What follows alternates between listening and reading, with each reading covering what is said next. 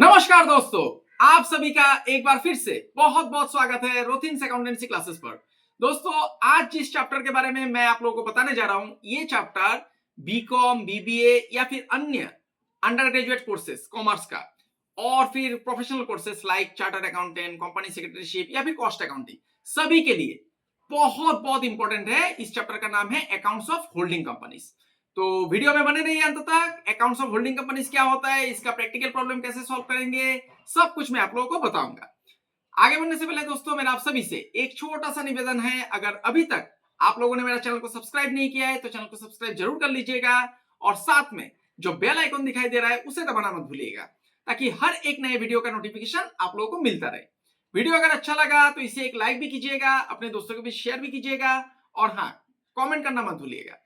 आप लोग मुझे इंस्टाग्राम और फेसबुक में भी फॉलो कर सकते हैं। मेरा इंस्टाग्राम और फेसबुक पेज का जो लिंक है मेरा चैनल पे ही दिया हुआ है और आप लोगों की सुविधा के लिए मैं वीडियो का डिस्क्रिप्शन बॉक्स में भी दे दूंगा। तो चलिए दोस्तों, विलंब ना करते हुए सीधा विषय की तरफ आगे बढ़ते हैं। Accounts of holding company. देखिए, होल्डिंग कंपनी क्या होता है, इसको जानने से पहले आप लोग सब्सिडियरी कंपनी जान लीजिए, ठीक है। सब्सिडियरी कंपनी अगर क्लियर हो जाएगा तो होल्डिंग कंपनी क्या होता है ऑटोमेटिक आप लोग समझ जाएंगे। कंपनीज एक्ट 2013 का सेक्शन 2 सबसेक्शन 87, दोबारा कह रहा हूं, कंपनीज एक्ट 2013 का सेक्शन 2 सबसेक्शन 87 बोल रहा है कि सब्सिडियरी कंपनी कौन है। मान लीजिए ए एक कंपनी है, ठीक है ना। ए एक कंपनी है, उसने अपना कैपिटल को रेस करने के लिए मार्केट में शेयर इशू किया, शेयर छोड़ा मतलब, ठीक है ना, इनवाइट किया एप्लीकेशन। तो बी नाम का कोई कंपनी क्या किया, ज्यादातर अधिकतम शेयर खरीद लिया, ठीक है। तो अगर एक दूसरा कंपनी कोई एक कंपनी को कंट्रोल करता है, उसका बोर्ड ऑफ डायरेक्टर्स को पूरा कंट्रोल करेगा अधिकतम शेयर लेके। अभी अधिकतम शेयर मतलब कितना परसेंट शेयर होगा, 50% से ज्यादा होना पड़ेगा। 50 होने से नहीं चलेगा, 50 से ज्यादा होना पड़ेगा, एटलीस्ट 51%। तो जो कंपनी कंट्रोल करेगा उसको कहा जाएगा होल्डिंग कंपनी और जिसको कंट्रोल किया जाएगा उसको बोला जाएगा सब्सिडियरी कंपनी, ठीक है। बहुत ही आसान ये विषय है। जो कंपनी को कंट्रोल करेगा, ठीक है ना, जो कंपनी कंट्रोल करेगा उसको होल्डिंग कंपनी बोला जाएगा और जिसको कंट्रोल किया जाएगा उसको सब्सिडियरी कंपनी। कंट्रोल करने के लिए एटलीस्ट 51% शेयर चाहिए, ठीक है। उसका बोर्ड ऑफ डायरेक्टर्स को भी कंट्रोल करेगा। तो इससे क्या होता है, देखिए और एक विषय आता है इसमें और एक क्लॉज है 3 नंबर सी, मतलब ये तो 2 क्लॉज हो गया। एक तो बोर्ड ऑफ डायरेक्टर्स को कंट्रोल करेगा, फिर 51% शेयर होना ही चाहिए, 50% से ज्यादा मतलब। उसके बाद एक चीज आ जाता है, मान लीजिए एक सब्सिडियरी कंपनी है, ठीक है ना, वो फिर दूसरा एक कंपनी को, ए एक कंपनी है उसने शेयर छोड़ा मार्केट में, ठीक है। तो बी ने क्या किया, उसका 60% शेयर खरीद लिया, तो ऑटोमेटिक होल्डिंग हो गया। अभी ए ने क्या किया, सी नाम का कोई एक कंपनी है उसने शेयर छोड़ा, तो उसने शेयर छोड़ा तो ए ने 60% शेयर खरीद लिया। ए ऑलरेडी एक सब्सिडियरी कंपनी है, लेकिन ए ने क्या किया, दूसरा एक कंपनी का शेयर ज्यादा से खरीद लिया और वो होल्डिंग बन गया। अभी इस परिस्थिति में क्या हो जाएगा, सी तो सब्सिडियरी होगा ए का तो सब्सिडियरी हो गए, लेकिन बाय वर्च्यू, ठीक है ना, ये क्लॉज में जो है कंपनीज एक्ट 2013 में बोला जा रहा है कि ऑलरेडी अगर एक सब्सिडियरी कंपनी होल्डिंग बनता है तो उस होल्डिंग कंपनी का जो सब्सिडियरी कंपनी होगा वो ऑटोमेटिकली जो पहले का होल्डिंग कंपनी है उसका भी सब्सिडियरी कंपनी बन जाएगा, मतलब बी का सब्सिडियरी कंपनी बन जाएगा सी ऑटोमेटिकली। फिर से बोल रहा हूं, एक बार क्लियर कर लीजिए। ऐसे तो होल्डिंग कंपनी क्या होता है ये आप लोगों को मैंने बता ही दिया है, जो कंट्रोल करेगा, ठीक है ना। किसको कंट्रोल करेगा, सब्सिडियरी कंपनी को। अभी मान लीजिए ए बी सी, ठीक है, ए और बी, ए एक कंपनी है, बी एक कंपनी है। ए होल्डिंग कंपनी है, बी सब्सिडियरी कंपनी है, ठीक है। ए होल्डिंग, बी सब्सिडियरी। अभी बी ने क्या किया, बी तो सब्सिडियरी है लेकिन सी नाम का एक कंपनी को वो कंट्रोल कर रहा है, तो सी किसका सब्सिडियरी हो गया, बी का। ए का तो नहीं हो रहा है, आप लोग समझेंगे कि ए का नहीं हो रहा है, लेकिन नहीं, कंपनीज एक्ट बोल रहा है कि ऑटोमेटिकली अगर कोई सब्सिडियरी कंपनी का, कोई अगर सब्सिडियरी कंपनी है वो अगर दूसरा किसी कंपनी को होल्ड कर रहा है, मतलब होल्डिंग कर रहा है, कंट्रोल कर रहा है, तो जो सब्सिडियरी कंपनी है वो ऑटोमेटिकली जो पेरेंट कंपनी है उसका सब्सिडियरी कंपनी बन जाएगा। तो ये मुख्य विषय है, ठीक है। तो इसमें आप लोगों को प्रैक्टिकल क्या क्या करना पड़ेगा, प्रैक्टिकल प्रॉब्लम में मैं अभी आ जाता हूँ। थियोरिटिकल ज्यादा कुछ नहीं है इसमें, प्रैक्टिकल प्रॉब्लम में आता हूँ। तो इसमें आप लोगों को होल्डिंग कंपनी और सब्सिडियरी कंपनी दोनों का ही एक बैलेंस शीट दिया रहेगा, दोनों का बैलेंस शीट क्वेश्चन में दिया रहेगा। अभी देखिए और एक चीज बताना मैं भूल गया, अभी मान लीजिए 60% शेयर एक कंपनी ने ले लिया, कंट्रोल उसके हाथ में आ गया बोर्ड ऑफ डायरेक्टर्स का, उसका वोटिंग राइट ज्यादा हो जाएगा, ठीक है ना। जो वोट देगा, मतलब शेयर होल्डर तो वोट देता है ना, वोटिंग राइट रहता है, तो वोटिंग राइट ये इक्विटी शेयर का क्षेत्र में होता है, ठीक है ना, प्रेफरेंस शेयर में नहीं होता है। तो 60%, लेकिन 40% कौन लेगा, आउटसाइडर लेगा, तो उसको माइनॉरिटी बोला जाता है, उसका भी वोटिंग राइट रहेगा लेकिन कम है वोटिंग राइट, कंट्रोल तो नहीं जाएगा, 40% है उसके पास, 60% जिसके पास है तो वही कंट्रोल करेगा। तो जो बाकी रह जाएगा शेयर, उसको जो लोग होल्ड करेगा मतलब खरीदेगा, उसको माइनॉरिटी बोला जाता है, तो उसको भी माइनॉरिटी इंटरेस्ट देना पड़ता है। तो देखिए इसमें प्रैक्टिकल प्रॉब्लम क्या क्या करना है, देखिए आप लोगों को क्वेश्चन में एक होल्डिंग कंपनी का और सब्सिडियरी कंपनी का दोनों का ही बैलेंस शीट दिया रहेगा, उस बैलेंस शीट को देख के आप लोगों को एक कंबाइंड बैलेंस शीट बनाना है, मतलब कंसोलिडेटेड बैलेंस शीट। अभी एक बैलेंस शीट को देख के आपको दूसरा बैलेंस शीट बनाना है, ठीक है। इसमें आप लोगों को कुछ वर्किंग नोट्स करना पड़ेगा। क्या क्या वर्किंग नोट आप लोग कॉपी में लिख भी सकते हैं, मैं बोल रहा हूं, देखिए ध्यान दीजिएगा। पहला आता है एनालिसिस ऑफ कैपिटल प्रॉफिट या फिर pre acquisition profit, analysis of capital profit या फिर प्री एक्विजिशन प्रॉफिट। इसका मतलब क्या होता है दोस्तों, देखिए subsidiary company holding company subsidiary company का शेयर लेगा, खरीदेगा तो किसी एक डेट में खरीदेगा, उस डेट तक जिस दिन होल्डिंग कंपनी सब्सिडियरी कंपनी का शेयर खरीदेगा, उस दिन तक अगर सब्सिडियरी कंपनी का रिजर्व में या फिर सरप्लस प्रॉफिट एंड लॉस में कोई भी प्रॉफिट होगा, क्रेडिट बैलेंस, सब अमाउंट कहां चला जाएगा, प्री एक्विजिशन प्रॉफिट में, जिसको कि कैपिटल प्रॉफिट भी बोला जाता है, ठीक है, कैपिटल प्रॉफिट भी बोला जाता है। अगर सब्सिडियरी कंपनी का जिस दिन शेयर खरीदेगा होल्डिंग कंपनी, उस दिन तक रिजर्व या सरप्लस में कोई अमाउंट रहता है तो पूरा अमाउंट चला जाएगा प्री एक्विजिशन प्रॉफिट में, हो गया।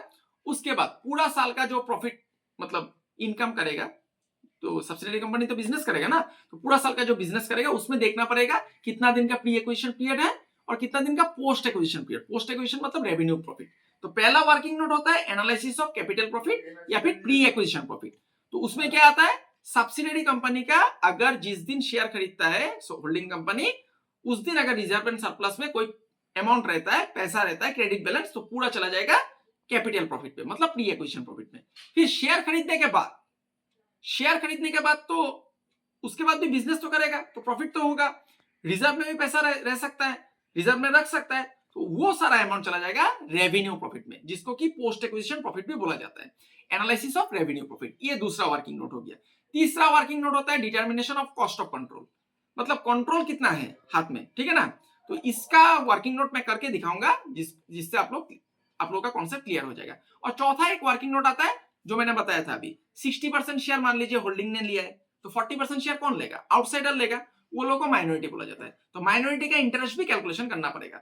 अगर पूरा शेयर, अगर अभी इसमें दो बात आ जाता है, Holi own company, partially own company. Holi own मतलब मान लीजिए 100 शेयर छोड़ा कैपिटल रेस करने के लिए और होल्डिंग कंपनी ने 100 शेयर पूरा खरीद लिया, तो होली ओन हो गया। अभी मान लीजिए 70 शेयर खरीद लिया, ठीक है ना, तो 70 लिया तो पार्शियल ओन, ठीक है ना, और 30 कौन लेगा, माइनॉरिटी लेगा। तो ये बेहतर होगा, मैं एक प्रैक्टिकल प्रॉब्लम आप लोगों को सॉल्व करके दिखाता हूं, सिंपल लेवल का ही होगा, इससे आप लोगों का कॉन्सेप्ट और ज्यादा क्लियर हो जाएगा। तो अभी मैं एक प्रैक्टिकल प्रॉब्लम आप लोगों को सॉल्व करके दिखाने जा रहा हूं, तो कैमरा को मैं बोलता हूं कि कॉपी की तरफ फोकस करने के लिए। देखिए दोस्तों, के लिए मैंने एक क्वेश्चन लिख लिया है, ठीक है, इस क्वेश्चन का आप लोग स्क्रीनशॉट ले लीजिए, ठीक है, स्क्रीनशॉट ले लीजिए। अभी मैं समझा देता हूं, उसके बाद मैं आप लोगों को करके दिखाऊंगा। देखिए, H limited acquired all the shares in S limited. H limited ने क्या किया, सभी शेयर ले लिया एस लिमिटेड का, सब शेयर। तो ये पूरा होल्ली ओन कंपनी है, होल्ली ओन होल्डिंग कंपनी हो गया, ठीक है ना। एच लिमिटेड कोई भी शेयर माइनॉरिटी के लिए छोड़ा ही नहीं, सभी शेयर ले लिया। तो यहां पर वर्किंग नोट में माइनॉरिटी इंटरेस्ट नहीं आएगा। कब लिया, देखिए 1 जनवरी 2020 को। And liabilities and assets of two companies, अभी होल्डिंग एच लिमिटेड, एच तो होल्डिंग हो गया, एच ने शेयर लिया सब्सिडियरी का एस का, तो एच हो गया होल्डिंग, दोनों का ही एसेट्स एंड लायबिलिटीज दिया हुआ है। देखिए ये बैलेंस शीट दिया हुआ है, कब का, 31 मार्च 2020 का। नीचे क्या बोल रहा है, देखिए surplus account of S limited, मतलब ये सरप्लस अकाउंट एस लिमिटेड का। इसमें क्या है, had a credit balance of ₹3000 on 1 अप्रैल 2019, मतलब जिस दिन बिजनेस शुरू हुआ था। अभी देखिए 31 मार्च 2020 का बैलेंस शीट दिया हुआ है, तो बिजनेस कब शुरू हुआ, एक साल पहले आपको जाना पड़ेगा। 1 अप्रैल 2019। तो 1 अप्रैल 2019 को क्या हुआ, सरप्लस में ये जो 10,000 है इसमें एस लिमिटेड का क्या हुआ, 3,000 रुपया क्रेडिट बैलेंस है, ओपनिंग बैलेंस। तो ये कहां चला जाएगा दोस्तों, अभी मैंने बताया था कैपिटल प्रॉफिट में जाएगा, मतलब प्री एक्विजिशन प्रॉफिट। उसके बाद बोल रहा है प्रिपेयर कंसोलिडेटेड बैलेंस शीट। तो सीधा ये बैलेंस शीट देख के आपको बैलेंस शीट बनाना है।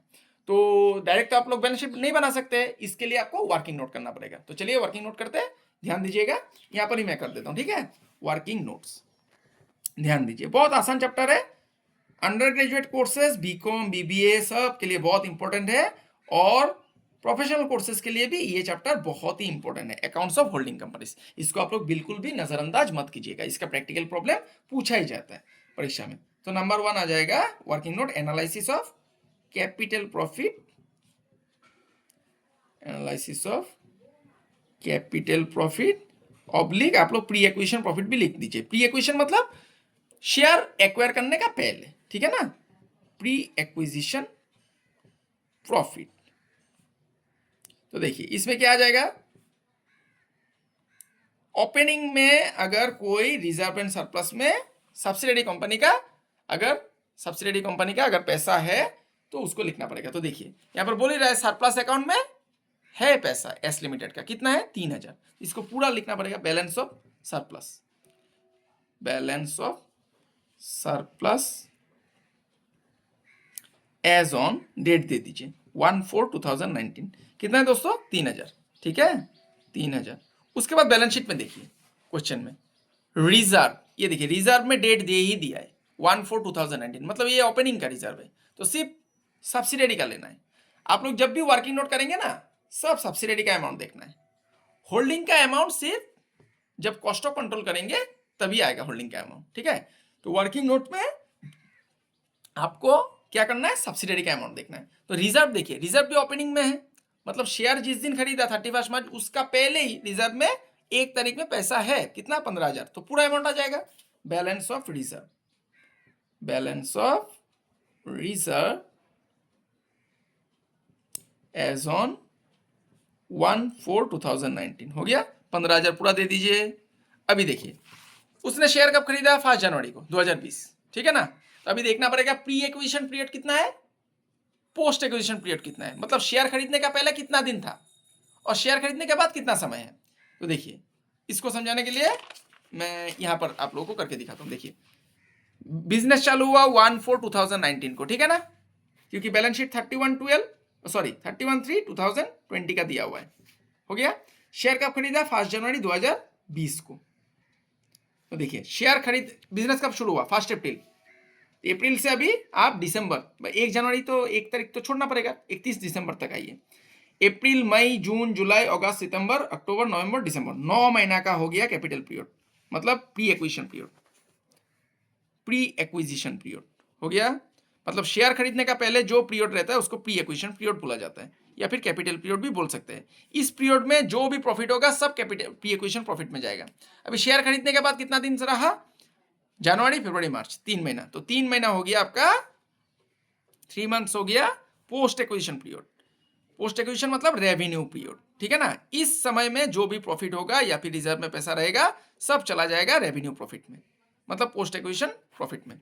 तो 9 महीना का कैपिटल, 3 महीने का रेवेन्यू, ठीक है। तो देखिए सरप्लस अकाउंट, यहां में प्रॉफिट रहता है, ठीक है ना, 10,000 हो गया एस लिमिटेड का पूरा साल का प्रॉफिट, ये 10,000 में से ओपनिंग में 3,000 था, मतलब लास्ट ईयर का था, ये शायद लास्ट ईयर का ही होगा क्योंकि 1 अप्रैल 2019 का है। तो 10,000 में से 3,000 ओपनिंग का है, तो पूरा साल कितना कमाया, 7,000 कमाया, ठीक है ना।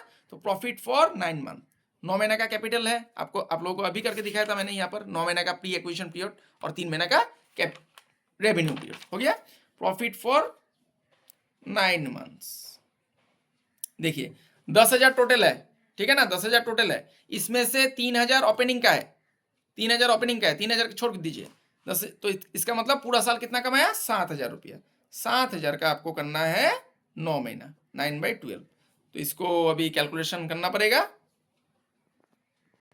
तो मैं कैलकुलेटर निकाल लिया मैंने, कितना होगा 7,000 इंटू 9 डिवाइडेड बाई 12, देखिए 5,250 आ गया, ठीक है ना।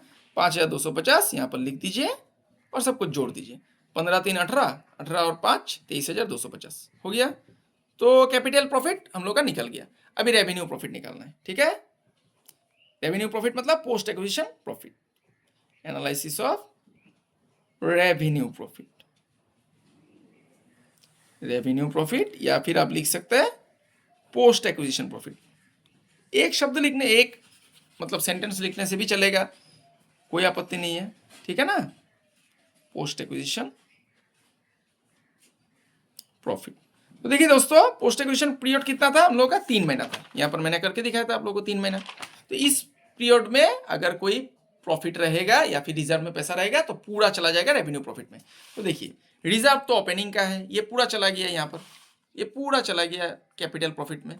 रिजर्व में कुछ नहीं है, सरप्लस। ये देखिए 10,000 में से ओपनिंग में था 3,000, तो पूरा साल कितना कमाया उसने? 7,000। 7,000 का 9 महीना चला गया था कहाँ पे? प्री एक्विजिशन प्रॉफिट में, मतलब कैपिटल प्रॉफिट में। तो 3 महीना रहेगा, सिर्फ 3 महीने मिलेगा revenue profit. Profit for 3 month, ठीक है। प्रॉफिट फॉर 3 मंथ्स हो गया। इसको ब्रैकेट में कर दीजिए, 7,000 इंटू 3/12, 3/12 कितना आ जाएगा दोस्तों? 1,750 हो गया। तो रेवेन्यू प्रॉफिट निकल गया। अभी देखिए और एक वर्किंग नोट करना पड़ेगा। होल्डिंग कंपनी शेयर खरीदा, ठीक है ना, किसका? सब्सिडरी का।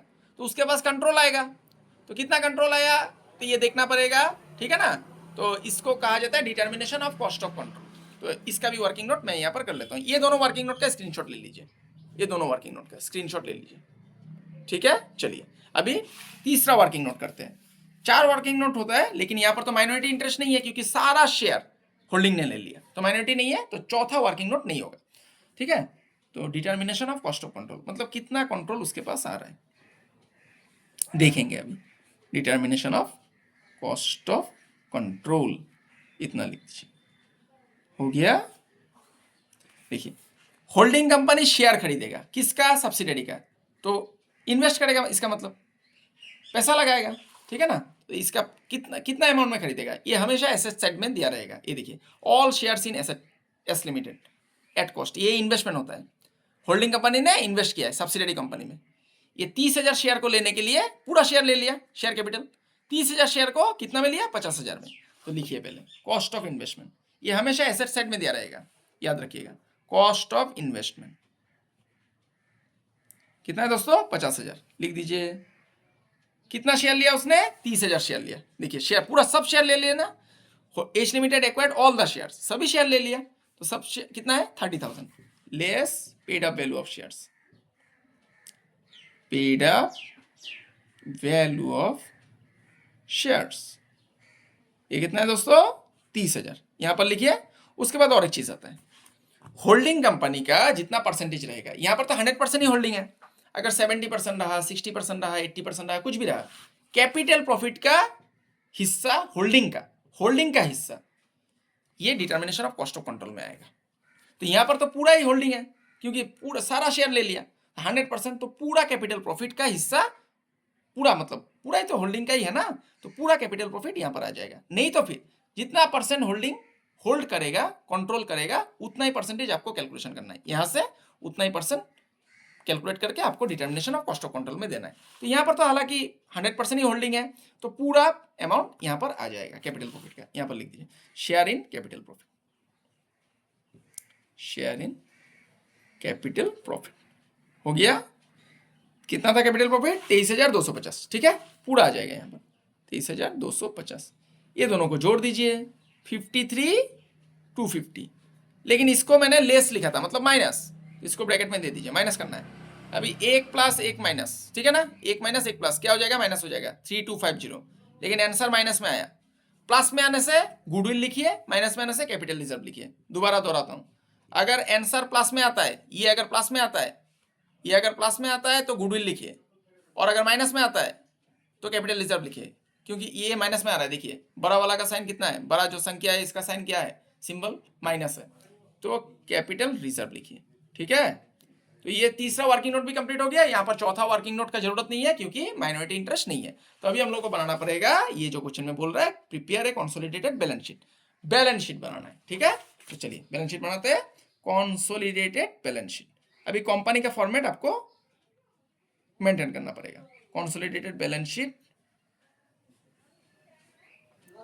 Sheet of H limited and its subsidiary, ऐसे लिख दीजिए, and its subsidiary S limited as on 31 March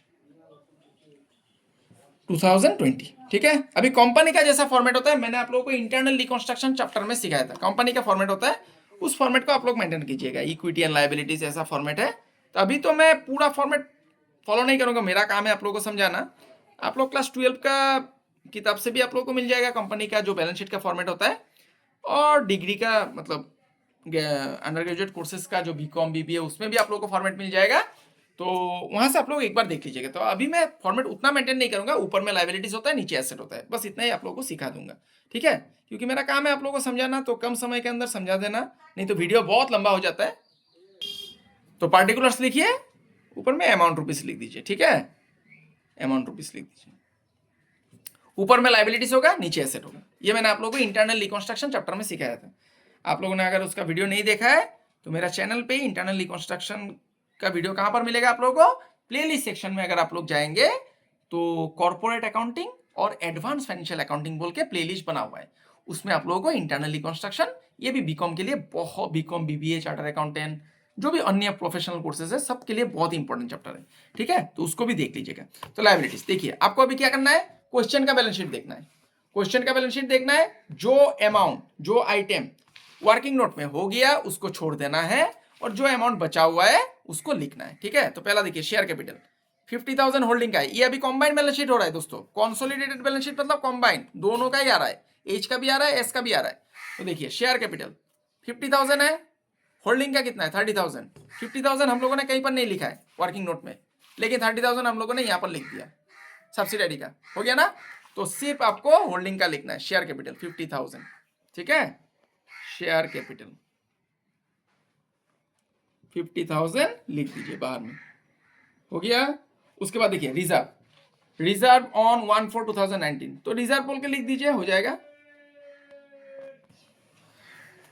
reserve देखिए, रिजर्व क्या है, क्या हुआ है, ये जो एच लिमिटेड का है 20,000, ये हम लोगों ने कहीं पर नहीं लिखा है, लेकिन 15,000 इसको हम लोगों ने यहां पर लिख दिया। देखिए कैपिटल प्रॉफिट में, तो सब्सिडरी का नहीं आएगा, सिर्फ होल्डिंग का अमाउंट आएगा 20,000। ठीक है ना, तो रिजर्व 20,000 लिख दीजिए, हो गया। उसके बाद देखिए, surplus account, surplus account, surplus account में क्या करना है दोस्तों, देखिए इसको बहुत ध्यान से देखिएगा। ठीक है, सरप्लस अकाउंट, ये 25,000 ये तो होल्डिंग का है, ये हम लोगों ने कहीं पर नहीं लिखा है, होल्डिंग का अमाउंट हम लोगों ने कहीं पर नहीं लिखा है, तो इसको तो यहाँ पर लिखना होगा। प्लस ये 10,000, 10,000 का देखिए क्या हुआ, 3,000 हम लोगों ने कैपिटल प्रॉफिट में दे दिया था।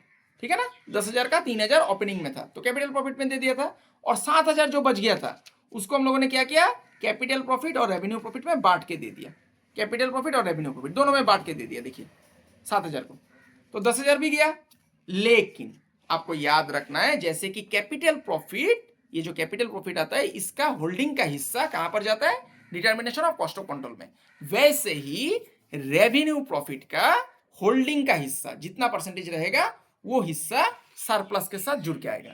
तो यहां पर तो पूरा ही होल्डिंग है, 100% है, तो पूरा रेवेन्यू प्रॉफिट यहां पर सरप्लस के साथ जुड़ के आ जाएगा, 1750। ठीक है ना, तो दोनों को जोड़ने से 26,750 हो गया। उसके बाद ट्रेड पेबल है, इसको हम लोग बाद में लिखेंगे, पहले देखिए ये क्या निकला है, कैपिटल रिजर्व। कैपिटल रिजर्व होने से लायबिलिटीज होगा और गुडविल होने से एसेट होगा, इसको पहले लिख दीजिएगा, नहीं तो आप लोग भूल जाएंगे और आंसर मैच नहीं करेगा। 3250, ये देखिए 3250 निकला था कैपिटल रिजर्व। कैपिटल रिजर्व होता है लायबिलिटीज और गुडविल होता है एसेट। उसके बाद देखिए ट्रेड पेबल, ट्रेड पेबल का अमाउंट हम लोगों ने कहीं पर भी, होल्डिंग का भी सब्सिडरी का भी, कहीं पर भी हम लोगों ने वर्किंग नोट पे मेंशन नहीं किया है, तो दोनों अमाउंट आ जाएगा, 20,000 और 15,000 दोनों आ जाएगा। ठीक है, तो ट्रेड पेबल लिख दीजिए और दोनों को जोड़ दीजिए, बस हो गया। कितना आसान है, देखिए ट्रेड पेबल्स 20,000 प्लस 15,000 हो गया, कितना आ जाएगा 35,000। तो लायबिलिटी सेट कंप्लीट दोस्तों, हो गया। अभी एसेट साइड में आऊंगा। देखिए एसेट साइड पे क्या है, सन्ड्री एसेट बोल के यहां पर लिख दीजिए पहले। देखिए sundry assets, sundry assets holding का भी हम लोगों ने कहीं पर नहीं लिखा है, वर्किंग नोट पे सब्सिडरी का भी नहीं लिखा है, तो दोनों आ जाएगा। होल्डिंग का कितना है 65,000 और सब्सिडरी का है 70,000, दोनों को लिख दीजिए sundry assets, sundry assets, sundry assets, दोनों को जोड़ दीजिए 1,35,000। अभी दूसरा जो था इन्वेस्टमेंट 50,000, ठीक है ना, जो होल्डिंग कंपनी ने सब्सिडरी कंपनी का शेयर लिया था 30,000, उसको कितना में लिया था 50,000 में। इसका अमाउंट हम लोगों ने ऑलरेडी लिख दिया है। कहां पर लिखा है देखिए कॉस्ट ऑफ कंट्रोल में, तो ये नहीं आएगा, हो गया। अभी दोनों साइड जोड़ के इक्वल आना है, तो एसेट साइड में तो एक ही आइटम है 1,35,000 हो गया, और लाइबिलिटीज भी जोड़ के आपका 1,00,000 आना है। तो देख लेते हैं जोड़ के 50 20 70 70 और ये हो गया 30, 1,00,000 1,35,000 हो गया। देखिए कितना आसानी से बन गया, दोनों साइड मैच कर गया। तो इसका आप लोग स्क्रीनशॉट ले लीजिए। तो आशा करता हूं दोस्तों आज का क्लास आप लोगों को समझ में आया है। आज मैंने आप लोगों को बताया है होल्डिंग कंपनी क्या होता है और इसका रिलेटेड क्या क्या वर्किंग नोट करना पड़ेगा आप लोगों को, और एक सिंपल लेवल का प्रैक्टिकल प्रॉब्लम आप लोगों को सॉल्व करके दिखाया है। इस चैप्टर में दोस्तों कई सारा टॉपिक है, तो हर एक टॉपिक अलग अलग है, तो इसके ऊपर मुझे कई सारा वीडियोस बनाना पड़ेगा। तो आप लोग बने रहिए मेरे साथ, मिलते हैं अगला एक नए टॉपिक के साथ। मैं तब तक के लिए ईश्वर से प्रार्थना करता हूं आप सभी स्वस्थ रहे, सुरक्षित रहे और खुश रहे। आज के लिए इतने ही दोस्तों, बहुत बहुत धन्यवाद।